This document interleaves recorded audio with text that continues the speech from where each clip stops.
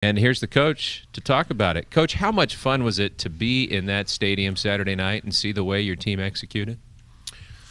It was rewarding, when you see the work that we put in during the week, and then you see the guys go out and execute and play really hard, and against a really good football team in Toledo. And so a lot of people played really well, and I think collectively as a team in all three phases, we're pretty solid. The defense was impressively physical on Saturday night. On several occasions, everyone noticed the hits that Allison had on their quarterback, Guadani. He ends up out of the game. But how big a difference did it make for your team from a momentum perspective when you responded to the turnover by forcing that field goal that made it 13-7? Yeah, it was that's big because the momentum switch. We came out and went ahead, obviously, in the first drive, but then all of a sudden it's 13-7. And but our guys just continue to respond. I don't think it's a huge momentum thing just because we held them to a field goal. I mean, it's a good thing we kept them out of the end zone. But at that point, it's just a matter of continue to play one play at a time, which we always preach. And guys did a good job of that. Offense got rolling a little bit and scored some points, and defense was stingy pretty much all night until the fourth quarter when we let a couple get by us. I'm sure there have been times in 13 years as a head coach where you came off a bye week and you weren't as sharp as you wanted to be. But did you feel like some of the crispness or the how well you executed had to do with that bye week and the time to prepare and the time to rest up? I could have. Yeah, I could have. I think during the bye week we approached it properly and made sure our guys had a chance to rest and recover a little bit and still practice hard. We had three practice days, really only 2 against Toledo. But felt like we handled it well. The guys managed it well. And they came back off the couple days off that they had ready to practice. I would say that was a difference because typically after a bye week, when you give them a couple days off, the first day back is pretty rusty. And that wasn't the case, so it was evident that the guys got their rest and came back focused, ready to go. I just mentioned Marcus is the Mountain West Offensive Player of the Week. What were you most pleased with in terms of his performance on Saturday night? Just the way really that he managed the game. Obviously, accurate throwing the ball, but the quarterback's job is much more than that. And to manage the offense and didn't have any penalties on offense. And a lot of that has to do with, I think, some of the clear and concise communication, snap count, things. And but really the quarterback's job is to manage the game and put our guys in a position to be successful and make good decisions with the ball. And I thought he did that pretty much most of the night. Coach, there were a lot of questions surrounding this team, a lot of expectations. Do you learn anything, or is there one thing that stands out for you as the team heads into Mountain West play? No, just we've done a decent job of carrying over what we practice every day and taking it to the game field, which is really always the goal.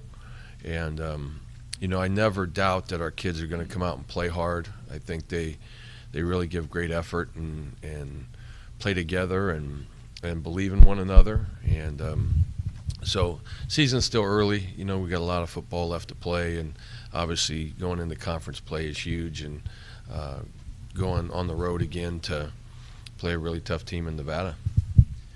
In scouting Nevada so far, what have you seen from the Wolfpack? What can you expect on Saturday? Good football team. They have a lot of weapons outside. Their running back averages 7.5 yards a carry. Defensively, they get after you. I think they're only on third down percentage. They're only giving up 26%, so they're really solid there. I think they might be 4th in the country in tackles for loss, so they're very aggressive. Play really, really hard, and so have the big play potential. Really good receivers, very competitive quarterback who does a really good job. 1 year older, 1 year more experienced, and So he's a tough kid. He's very competitive. So they have a lot of weapons, no doubt. Based on wins and losses, this Nevada team is improved from last year. Have you seen that when you compare how Nevada's already been playing this year to what you saw from them last year? Yeah, I can't really remember last year. I looked at our game a little bit. They played really hard against us, and but just watching them this year, they do a good job, and very well coached. Really run to the ball very well on defense, and offensively they spread you out and have a lot of weapons outside. Like I said, that the quarterback knows what he's looking for, and they can make some big plays. And when they do spread you out, they can hand it off inside to the a couple running backs that they have that do a really good job. So really good team all the way around. Any other questions? Coach, Toledo, will you guys be watching the Toledo-Nevada tape as you prepare? I asked that because Toledo scored 61 points against Nevada. They had 13 against you guys till midway through the fourth quarter when they got those 2 late touchdowns. Looking at those things, if I'm a player, that kind of information might lead to some complacency a little bit. Do you have any concern about that? No. The complacency piece, no, I don't have any concern about that. We'll make sure we address that. Toledo scored a lot of points. They had some in special teams, block punt, kickoff return for a touchdown. But every game's different. Toledo will be in our film study just because it's another game that they played. We'll watch all the games and have all the cut-ups from every game. But every week's a different matchup. You can't go into certain things thinking because something happened one week, because there's just so many ebbs and flows in a football game. Things happen differently. They played on the road at Toledo early in the morning, those type of things. So, we just need to focus on what we need to get done and know that we're preparing for a really good football team. One guy who's kind of emerged for you this year on your defensive front is Saad Haines. Now, we played a little bit last year. I personally like to see him play well because I've talked to him. He's a delightful young man, fun to talk to.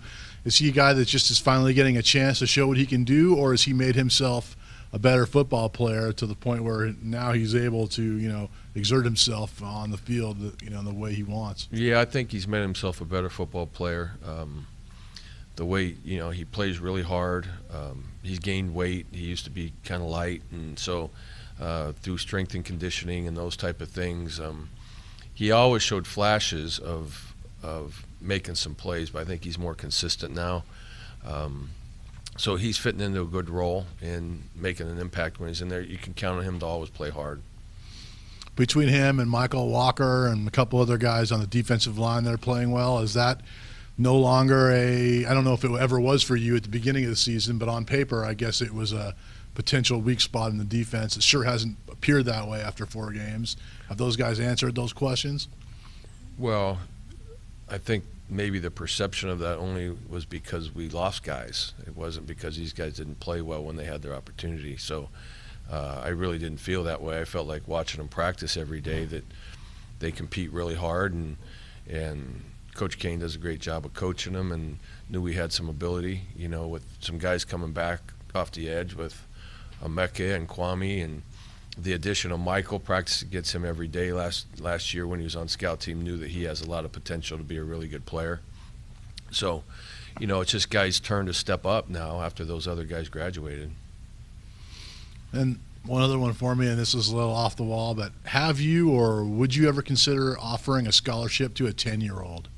And I ask that because Nevada's coaching staff reportedly did that recently. It seems to be a growing trend. Some local kids that got offered really early. Is that a trend that you'd ever jump on? Well, I offered a 1-week-old once. Joey Harrington's baby, sent him a scholarship letter, but there were stipulations in it. He had to share his toys and play nice with other kids and do all that kind of thing. So I got a signed letter back with his footprint, so we have him locked in for a while. Okay. But I mean, there seems to be a trend of guys getting 10 years scholarships. old, I think there's still too much information out there. I mean, it's, I don't know why you would do that. Maybe there's something, that's more to it. I'm not saying there's something wrong with it, but I don't know why we would ever do that. There's a lot of academic information and a lot of development information, and 10 years old, that's a long time before they get here. So I'm not sure. Maybe there's something else behind the story that I don't understand. All right, and then I seem like I ask you this all the time, but the atmosphere at the stadium on Saturday night, are we is it getting closer to meeting your remembrances and expectations, or is there still work to do? And do you notice a difference at kickoff versus like middle of the second quarter when the stadium seems to fill in a little bit more? Yeah, the first quarter I did notice that our people must like to tailgate for a long time, because they get there about the first quarter seemed like we didn't really have the crowd that we were expecting, and all of a sudden it filled in. But yeah, I think it was a little bit better, especially on first and second down. Third down's always really good, but if we can get first and second down to be a little bit more like third down and create an environment for our opponents that's difficult to play in, that always helps. And so I thought it was a little bit better. But it was great to see the fans. I mean, I don't pay attention so much to look to see how many people are there. I usually just listen for the noise, and hopefully we can get that rolling. But then when I watch the film, you see the crowd and things like that, and so it seemed like there was a good turnout. So I really appreciate everyone who came out and support the guys, and hopefully we can continue to grow that and fill the stadium up. It'd be great. Coach, with Ronnie getting some action first time this season, how would you rate his performance? Well, what did he do? Touch the ball twice, maybe. Kickoffs and punts. No, but he fielded the punts. But he looked fine. He looked like Ronnie. He made a great lateral move, and Ronnie has great vision, lateral movement. He protected the ball well. Was really solid. You may think that fielding punts is a given, but it's really not. So for him to go in there and be really solid with fielding the punts was a big thing for us. But I think he'll continue to progress now. I think we got to get a little bit of the rust off and make sure he's game ready before he takes on a more significant role. Once he does take that significant role, are there any challenges that you can see when you have a committee of 4 that are very capable? Well, yeah, there are. There's only one football, but our guys Coach Christian does a good job of rotating those guys and keeping them fresh, and everyone seems to play a role, and they all have a really good skill set in everything that they do. So we're fortunate that way, that we have guys that can keep each other fresh and make plays when they're in there. We're not going to be that team right now that just goes with one back. We have too many good backs that need to be involved in the game. Coach, a second straight year you're opening conference against Nevada. How do the preparations and dynamics of this game change for year 2 for both of your staffs compared to last year? I don't know that it does. It's another game, and obviously it's the first conference game, which every game's important, but conference play, ramps up a little bit. There's probably more significance to it as you get into the league. But as far as the preparation's concerned, I wouldn't, at least on our part, I wouldn't see any different. As we go into this, we'll prepare just like we do with any game, and keep our focus on one day at a time, and hopefully reaching our full potential. Just one last one from me. I was on Saturday night. I was struck how both your quarterback and your tailback on the 47-yard, the quick toss to Mims that he kind of took it into the end zone. They both kind of, or at least Marcus, recognized the potential for a touchdown on that play, after breaking the huddle and scanning the defense, seeing the keys and looks, positioning of the inside linebacker. How often does that happen during the course of a game where you have a play call specifically for a specific defensive look, and where you think, wow, this play could be a touchdown if we hit it right? Is that common? Does it happen every week, or is that rare? So.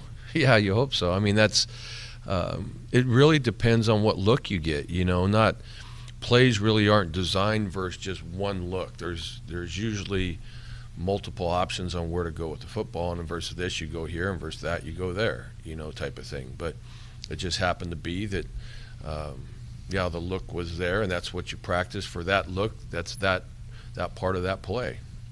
And but there were other options as well. But that's part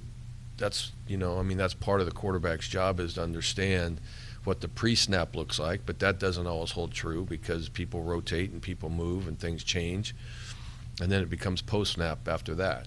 So that play just happened to work as it's designed to work. That how we practice it all week long. And how often does that work? Like it's designed to work, like you practice it all week long. What's the success rate on those? You hope more times than not. That's what they're designed for. But those other guys, then it comes down to execution. It comes down to one-on-one battles. It comes down to, are the throwing lanes there, the protection, catching the football, throwing an accurate pass. A lot of things that, how does the defense respond? There's a lot of things that go on during a play. So as most plays are designed to be successful, it's all the things that go on after the snap that lead to the excitement about what happens during a play, but very rarely, if ever, do a play be designed for one look only. Okay. Because no team plays the same look every down, so you have to have multiple options on where to go with the football. And on that play, were you on the sideline seeing the same thing that Marcus is? That this play could go. Yeah. First play of the drive. Had you called that play before during that game? Mm-hmm. Okay. Yeah, we had a couple little options off of it as well, and so it's just really at that point, how does the defense respond? It was set up for that, but then how does the defense respond? And it just happened to be that backer got stuck in the box, and there's no one else to cover the back. How big of a role does Jameer Jordan have on that play? Because linebacker got stuck on a box. He had something to do with that, right? Well, he has a route. Yeah, he has a route that is there in case it was something else. He can be an option. So plays are designed for a lot of different looks. Like I said, it just happened to be that look matched up.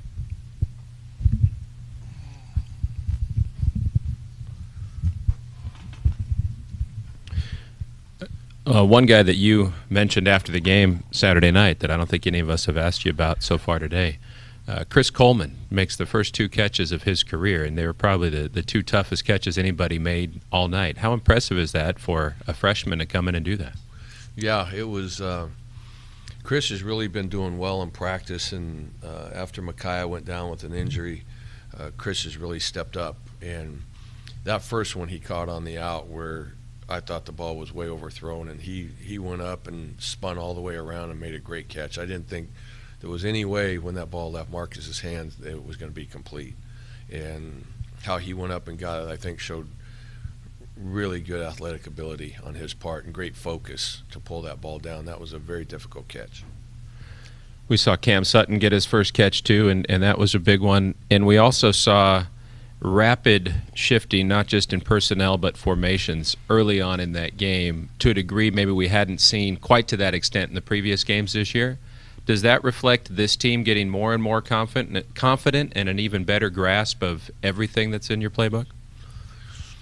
Well, yeah, it's just, from game to game, we have that in our system. Obviously, you don't come up with that in a week, so we do have that the players focus on. We do have an up-tempo if we want to go up-tempo, and, we have numerous tempos that we can play at. But, it was what we do every day in practice, and, it just depends what the game plan calls for, really, and what you pull from what we need to do against the team that we're playing to try to. And, it's important, I think, as the season goes on that you give different looks. You need to give different looks. Teams are too good to just line up and think you're going to do the same things over and over again. And you get talked about so frequently with quarterback in the same sentence that you probably get sick of it sometimes.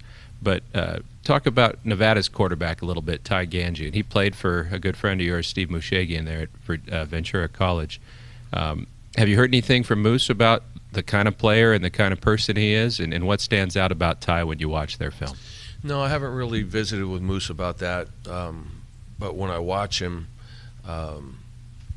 he's very competitive, very tough.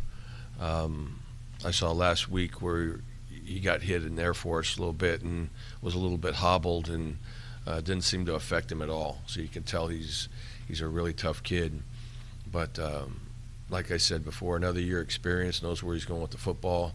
Very accurate where he puts the football. He's safe with the football, doesn't turn the football over. So and he can throw all the balls on the field. He's got arm strength to throw things on the line, and he's got nice touch to throw deep balls. So I think he's a very quality guy, very quality quarterback, and he can really hurt you because he's got a lot of weapons outside. He's got tall receivers, he's got some quick receivers, he's got a little bit of everything to go with. And I know you're big on consistency and a similar approach week after week after week after week. But is there a bit of a reset or focal point now that you're entering conference play? Is there something that you provide for your team to underscore the importance of these next 8 games? No, not really. I mean, we understand that it's conference play, but we don't approach things any differently. I mean, if you did, that's a roller coaster, and we don't approach things really that way. No matter who we play or where we play or what we do, the preparation is always the same. And in that way there's some consistency with what we do, and really, like I tell them, no matter who we play, we don't have to do anything different. Just continue to try to improve each week, because there's learning experiences in every game, so you take those opportunities to learn from them and try to improve off of those, and then take the things that were good and build confidence off of those, but to continue to prepare the way we do, and I think the consistency factor is really important. You don't want to get on a roller coaster where you're playing the emotional game of who we're playing and what it means and all that kind of stuff. So we try to stay as consistent as possible. Last thing for me, on the injury front, we saw Kasomi have to limp off with the crutch at the end, and after Hokett limped off, he didn't come back in the ball game. Anything you can update on those 2 gentlemen or anyone else that it's an issue for? No, it's a little early in the week yet. So today is the player's day off, and so we'll get a report later today on how everyone's doing. All the bumps and bruises that you get when you come out of a game, and see how we're going to proceed with practice and so on and so forth. But I don't think it was nothing major with either one as far as any surgeries or anything like that. It was just normal things from a football game. I'll throw one more. What's the biggest area where you want to see improvement this week in your team? Just consistency, continue to, and there's a little things. I don't think there's one big thing. I mean, every down's a little bit different. Sometimes you want to get better at tackling. Sometimes you want to get better at route running. Sometimes you want to get better. It's play to play, and it's person to person. But I don't think one major thing sticks out, but yesterday we call it Tell the Truth Sunday, where we're really open and focused on where we can improve, be it collectively or individually, and then we go out and we practice those things that we need to improve on, and then we move forward. And so I think individually you could take a whole game and point out a player here or there and say each guy could get better at something.